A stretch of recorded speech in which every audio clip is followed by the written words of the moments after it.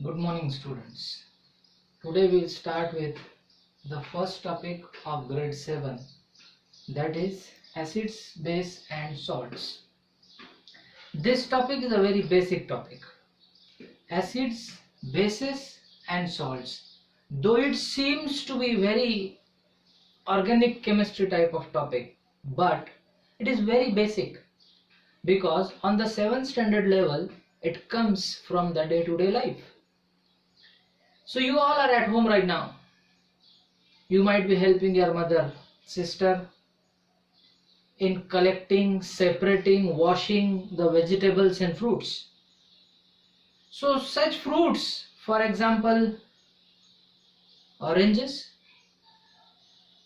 some of the vegetables such as tomato, so they are having a typical type of taste. So have you ever thought about it? I have written some examples of our day-to-day life. Lemon, we use. Tamarind, we use it. Salt, as well vinegar. Nowadays you might be asking your mother to make so many things to eat. In that we eat Chinese food, in that we use vinegar. So some of the examples I have written. So if we talk about lemon, if we talk about vinegar, they are having a particular taste. That means now let us move towards the first definition of acids. Acids are sour in taste. So sour in taste, it means lemon's taste you have taken, vinegar's taste you have taken, oranges you know.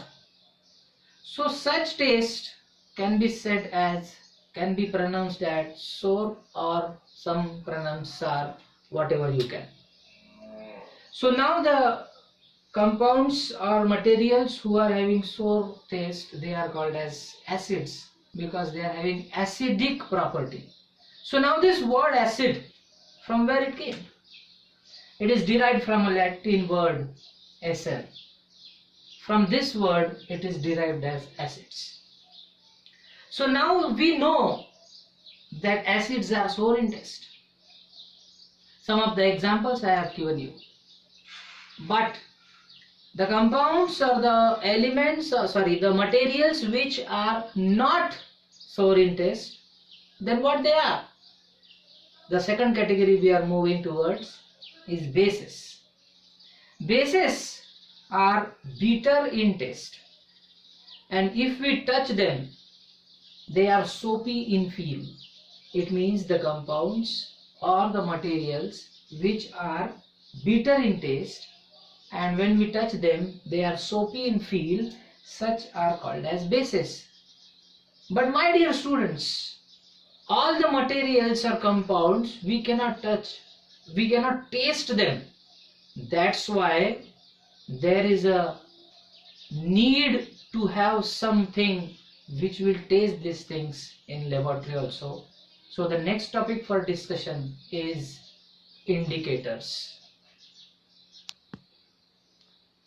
So now the next topic, as I told you, it is not always possible to taste or to touch the liquids or compounds. That's why the term indicator is very important. Now in the 7th standard syllabus there are natural indicators first discussed. So these are turmeric, litmus, China rose. These are the names of indicators. Let us discuss one by one. So the first is turmeric. Turmeric is a very basic and natural indicator, is available at every home.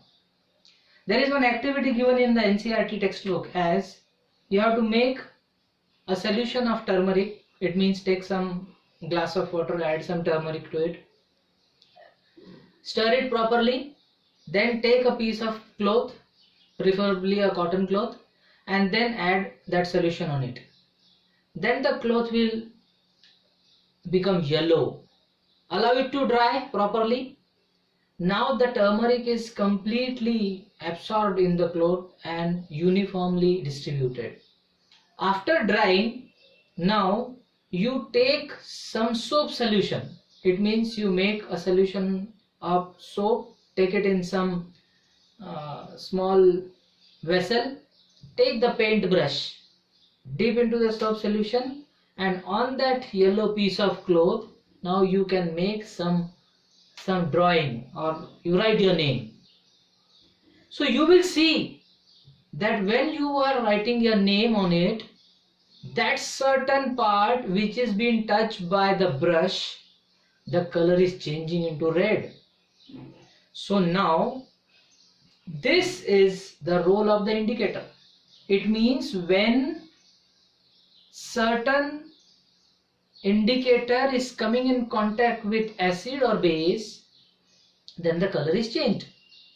So turmeric is playing a role of indicator. Previously turmeric was yellow, and as you touch the brush which was dipped in soap solution, it turns out red. It means turmeric solution is turning into red color by soap solution. So here the soap solution is basic. So you can remember, when base is coming in contact with turmeric solution, the color changes to red. Second indicator is here litmus paper. So now how these litmus papers are made? This is also a natural indicator. Litmus paper are made by lichen plants. There are plants of lichens, and by that extract of lichens, litmus paper is made. There are two types of litmus paper. One is a red litmus paper, another is a blue litmus paper. And now these two litmus paper are also having a proper test of indicator. For example, when blue color is changing into red, that solution is acidic solution. Vice versa, when red color is turning into blue, that is a basic solution.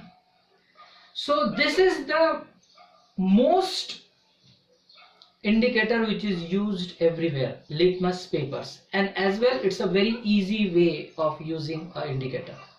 The third indicator here is China rose. China rose petals, by that extract the indicator is made, and if we are going to test it with acidic solution, that China rose solution turns into dark pink, that is magenta.